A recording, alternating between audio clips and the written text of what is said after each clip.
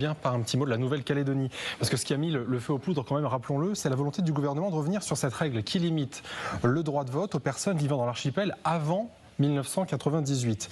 Un peu partout sur l'échiquier politique, on demande justement à ce que cette demande soit suspendue. Quelle est votre position vis-à-vis de ça? Est-ce que vous demandez la même chose, vous aussi, un report? Alors on demande la même chose, la différence c'est que les écologistes le demandent depuis le début. Ils n'ont pas attendu les violences en Nouvelle-Calédonie pour se dire peut-être qu'on a voté une bêtise, nous n'avons pas voté cette réforme, contrairement à beaucoup de partis politiques qui disent aujourd'hui au gouvernement il aurait fallu faire autrement. Mais s'il fallait faire autrement, pourquoi ils ont voté cette réforme? Je pense notamment au Rassemblement national, alors ceux-là ils servent vraiment à rien. C'est-à-dire que le mercredi, ils votent une réforme pour le vendredi dire qu'il fallait surtout pas faire ça et qu'il faut arrêter. C'est à n'y rien comprendre. Les écologistes ont sur le sujet de la Nouvelle-Calédonie une position constante. La Nouvelle-Calédonie a été une colonie de peuplement, c'est-à-dire qu'il y avait les Kanaks et on a eu une politique de faire venir des personnes et les Kanaks ont mécaniquement été de moins en moins nombreux. Les Kanaks, selon le droit international, ont un droit des peuples à disposer d'eux-mêmes. Et évidemment, quand on réforme le corps électoral pour intégrer toutes les nouvelles populations depuis 1998 ou une partie, ça a eu une incidence, on voit bien, sur les échéances futures. Donc je ne dis pas qu'il ne faut pas le faire. La crise qui est là, c'est de la faute du gouvernement alors?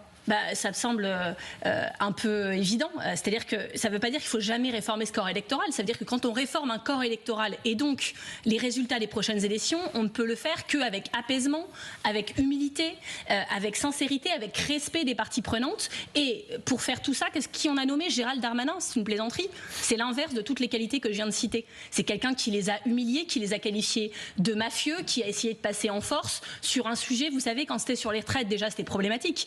Mais réformer en passant en force un corps électoral qui aura une incidence sur toutes les prochaines élections en Nouvelle-Calédonie, sincèrement c'est irresponsable. Nous en sommes là aujourd'hui, c'est de leur faute, c'est de sa faute. Ils doivent s'excuser, rétropédaler et fonctionner différemment et surtout en tirer les conséquences pour tous les endroits où la France continue à se comporter de manière impérialiste, alors que franchement la première chose qu'ils devraient faire c'est s'excuser parce qu'ils ont une dette envers la Nouvelle-Calédonie et pas que envers la Nouvelle-Calédonie. Autre question d'actualité, la grève SNCF qui touche aujourd'hui l'Île-de-France avec une grosse grève, une journée noire dans le RER et le Transilien notamment, parce que les syndicats de la SNCF réclament une revalorisation des primes qui seront touchées pendant les JO. Est-ce que selon vous, on a trop vite déclenché le droit de grève du côté des syndicats ?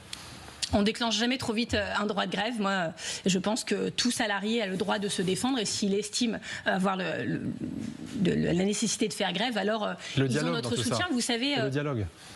Oui, enfin le dialogue, vous avez vu comment était traité le président de la SNCF par le gouvernement. Il a voulu faire des négociations, il est convoqué et puni. Enfin, c'est pas comme ça que se passe un vrai dialogue social. Et donc je pense que les salariés, voilà, font ce qu'ils estiment juste devoir faire. On nous avait vendu des Jeux Olympiques qui devaient être exemplaires sur le plan social, exemplaires sur le plan environnemental, parce que bien sûr la France, hein, vous le savez, du point de vue des gouvernements français, est toujours mieux que tous les autres pays réunis. Bon, on en est là.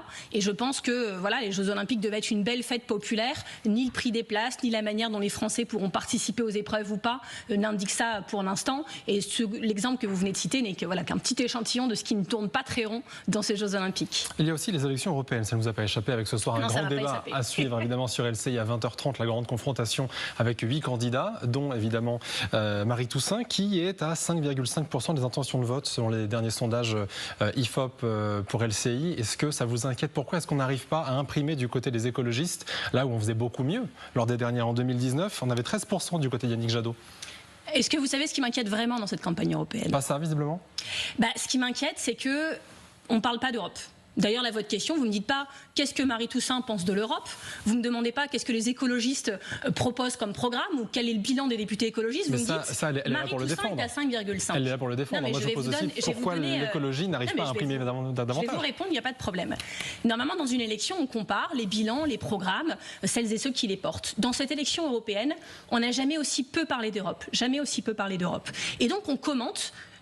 À chaque média que je fais, j'ai une question sur alors un tel, il est à autant, donc il est très très fort, et une telle, elle est à autant, donc ça va pas du tout. Mais à aucun moment, on se demande si c'est pas un problème démocratique de ne présenter cette élection que par les sondages, comme si c'était un baromètre de la vie en France, parce que faire ça, ne commenter la vie politique que par les sondages, c'est favoriser celles et ceux qui n'ont ni bilan ni programme. Et on voit un peu qui ça peut être. Il y a Jordan Bardella, par exemple, Jordan Le Mytho, qui Jordan Le Mytho, un programme qui dit l'inverse de ce qu'il a voté pendant 5 ans. Jordan Le Mytho, pendant 5 ans, il était plus sur TikTok que dans l'hémicycle. Il a fait depuis l'ouverture de son compte TikTok en 2021 301 TikTok. On est très content pour lui, sauf que nous, ce qu'on aurait aimé, c'est qu'il travaille pour l'Europe, qui en plus le rémunère et pas trop mal. Il a fait en 5 ans 0 rapport. 0. Les rapports, c'est quand vraiment vous prenez un sujet, vous travaillez, vous donnez votre avis, mais il ne peut pas le donner puisqu'on n'en sait rien de son avis. Et exemple sur la Nouvelle-Calédonie, là, dans l'hémicycle français, ils votent des trucs, 2 jours après, ils sont même plus en conformité avec ce qu'ils ont voté. Et donc moi, je souhaite qu'enfin on puisse parler du bilan et des programmes, parce que les députés écologistes, je vous le dis, avec beaucoup de fierté, ont le meilleur bilan. Le meilleur bilan parce que déjà ils travaillent beaucoup. La différence avec beaucoup d'autres, c'est qu'ils aiment l'Europe et ils sont aussi constants et cohérents. Depuis des années, pas juste dans ce mandat, depuis tout le temps qu'ils siègent au Parlement européen, ils aiment l'Europe. Ils ont des positions fortes et constantes pour l'Europe, des positions de justice sociale et de justice environnementale et surtout ils sont cohérents. Toute la famille européenne est cohérente. Alors on aura le choix de voter ce qu'on veut le 9 juin prochain, mais je peux vous dire que quand vous votez pour les partis au pouvoir en Europe aujourd'hui, c'est-à-dire la droite, le centre ou la famille socialiste européenne. Je vais vous donner un petit échantillon quand même de ce qu'ils ont voté ces derniers temps. Ils ont voté pour l'austérité budgétaire, c'est-à-dire on finance pas la transition écolo, on n'en fait pas une priorité, alors que même Jean Pisani-Ferry, qui n'est pas un écologiste convaincu, mais qui a écrit même le programme d'Emmanuel Macron en 2017, même lui aujourd'hui dit chaque euro qu'on n'investit pas dans la transition, c'est-à-dire un euro de bonne dette, alors on le regrettera. Ces personnes, les socialistes européens, les centristes et la droite, ils ont voté aussi le pacte asile-immigration qui n'a rien à envier en termes de déshumanité à la loi Darmanin sur l'immigration. Et puis ils ont voté pour les méga-camions. Ils ont voté plein de choses qui sont irresponsables sur le point de vue de l'environnement. Donc quand on met ces bulletins-là dans l'urne, alors ça ne sert à rien. On vote pour le statu quo, pour ce ventre mou. Le bulletin écologiste, par contre, qu'il soit mis au Havre ou à Marseille dans l'urne, en France, en Belgique ou en Pologne, il a voilà, cette valeur prescriptive écologiste. Il faut nous faire confiance là-dessus. C'est de ça dont on a envie de parler. Il nous reste peu de temps, Marie Tondelier. Marie Toussaint, elle a parlé de Raphaël Glucksmann. Je sais que vous ne n'aimez pas parler des tendances et des sondages. Malgré tout, Glucksmann, on voit qu'il a une belle dynamique pour lui jusque-là. Sauf que Marie Toussaint, elle dit que Glucksmann, c'est un produit sympa qui est en vitrine pour cacher le reste de la boutique. Votre avis là-dessus ? Je viens de vous répondre. C'est-à-dire que le sujet d'une élection européenne, c'est pas la France et des Français, c'est l'Europe. Et la famille socialiste, c'est aussi des programmes. C'est pas une élection présidentielle. Arrêtons de présenter l'élection européenne comme une mini-présidentielle française. Celles et ceux qui font ça ne connaissent pas l'Europe, voire ne l'aiment pas. Nous aimons l'Europe et nous voulons envoyer les meilleurs députés, ceux qui sont constants, cohérents et travailleurs, ceux qui aiment l'Europe au Parlement européen. C'est ce que je viens de vous expliquer sur les écologistes. Quand vous mettez un bulletin socialiste dans l'urne aux européennes, vous votez pour la famille socialiste européenne, je ne parle pas de la famille socialiste française, mais de la famille socialiste européenne, qui a soutenu les centristes et la droite dans leur pire folie sur le point de vue de l'austérité budgétaire, sur le point de vue de l'immigration, sur le point de vue des méga-camions et de toutes ces mesures sur lesquelles on a dû se battre jusqu'au bout pour l'environnement, parfois en gagnant de quelques voix, chaque voix compte, parfois même en perdant. Et c'est dramatique pour l'avenir de l'Europe, c'est dramatique pour la paix en Europe, c'est dramatique pour l'avenir de nos enfants et de nos petits-enfants d'un point de vue environnemental, et c'est dramatique pour la justice sociale. Donc nous défendons un programme qui est constant, qui est cohérent, avec des députés européens de combat, qui se sont vraiment, je vais dire, épuisés à l'ouvrage, mais c'était pas un sacrifice, ils adorent ça, ils adorent l'Europe, ils vivent pour ça, et donc je souhaite qu'on en envoie un maximum le 9 juin prochain en mettant le bulletin vert, le bulletin de Marie Toussaint dans l'urne. Ça veut dire que donc vous êtes de son avis concernant Raphaël Glucksmann, concrètement, parce qu'il y a aussi des personnalités, je sais que vous voulez qu'on se concentre sur... Vous voulez à tout prix que je fasse la présidentielle? Non, j'aimerais juste que vous commentiez les dynamiques et aussi ce que les Français ont en tête. Ils défendent aussi des candidats pour défendre aussi des idées à travers ça, pas uniquement des idées européennes. Non mais vous avez raison, mais je ne vais pas passer mon élection à commenter les sondages plutôt qu'à parler de mon programme et de mon bilan. C'est ce que j'ai essayé de faire ce matin, j'espère avec conviction et enthousiasme. Enthousiasme, ça c'est certain. Un mot rapidement, si vous voulez bien, de la CPI qui met sur le même plan, si on ose dire, Benyamin Netanyahou et le Hamas. Votre réaction à ça, ça a beaucoup indigné LFI par exemple. Je ne sais pas s'ils mettent sur le même plan.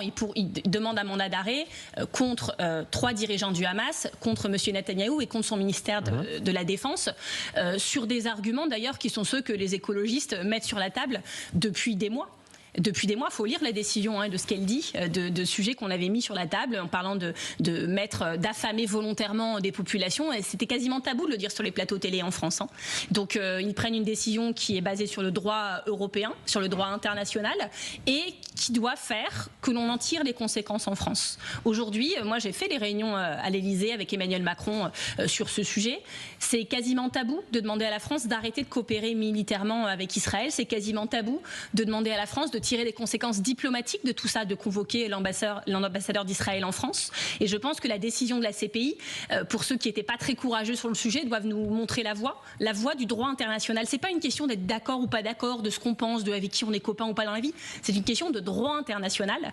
Et dans des situations aussi complexes que celles que l'on vit dans cette zone du monde depuis des mois, il faut en revenir aux bases, le droit international. C'est pour ça que nous souhaitions que la CPI et que la Cour de justice internationale puissent faire leur travail. On voulait des enquêteurs de la CPI d'ailleurs à Gaza. On a demandé plusieurs fois à Macron de les laisser entrer. C'était pas une décision très courageuse. Laisser entrer des enquêteurs internationaux à Gaza, même là-dessus, on n'a pas eu son soutien.